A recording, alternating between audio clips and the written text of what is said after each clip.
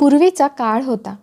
गाव लहानसं, मातीच्या रस्त्याचं, वाडा पद्धतीची घरं, आजूबाजूला शेती आणि शांतता. त्या गावात एक शेतकरी कुटुंब राहत होतं. आजोबा, आजी, मुलगा, सून आणि 2 लहान मुलं. पहाटे कोंबड्याचा आरव ऐकू येताच आजी उठायची.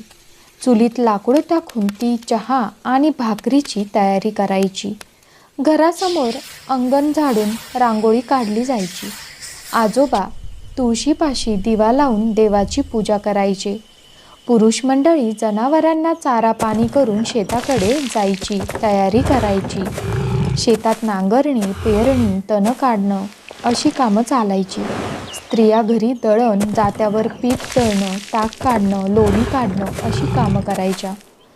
मुलं गावाच्या शाळेत पाठ्यपुस्तक घेऊन जायची.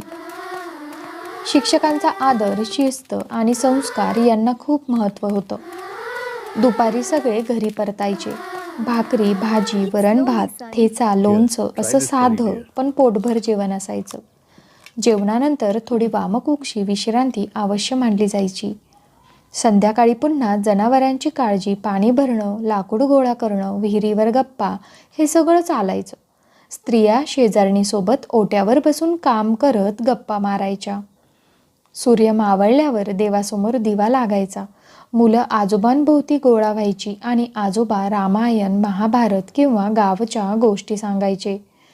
टीव्ही, मोबाईल नसतानाही नातेसंबंध, संवाद आणि एकत्र वेळ घालवणं याला खूप महत्त्व होतं. साधं जेवण करून सगळेच लवकर झोपायचे, कारण दुसरा दिवस पुन्हा कष्टाचा असायचा. त्या जीवनात पैसा कमी होता, पण समाधान, एकोपा आणि संस्कार भरपूर होते. ह्या मताला तुम्ही सहमत असाल तर आपल्या ह्या चॅनलला नक्की सबस्क्राईब करा. कॉमेंट बॉक्समध्ये नक्की कळवा तुम्हाला गावातलं जीवन आवडतं की शहरातलं.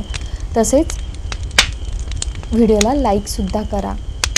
पूर्वीचं गावाकडचं जीवन कष्टाचं होतं, पण शिस्तबद्ध, निसर्गाशी जोडलेलं आणि माणुसकीने भरलेलं होतं.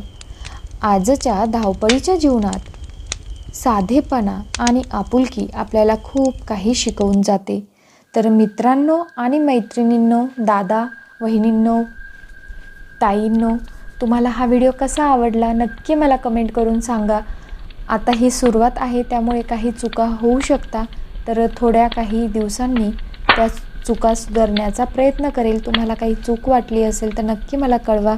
आणि तुम्हाला हा अगदी साधा सरळ बनवलेला व्हिडिओ कसा वाटला नक्की मला कमेंट करून सांगा. पुढील व्हिडिओज कोणत्या टॉपिकवर असावेत हे सुद्धा सुचवा. तर अशाच प्रकारचे व्हिडिओ येत राहतील. तर भेटूया पुढील व्हिडिओमध्ये. तोपर्यंत धन्यवाद. तुम्हाला आजचा दिवस खूप छान जावो हीच ईश्वरचरणी प्रार्थना.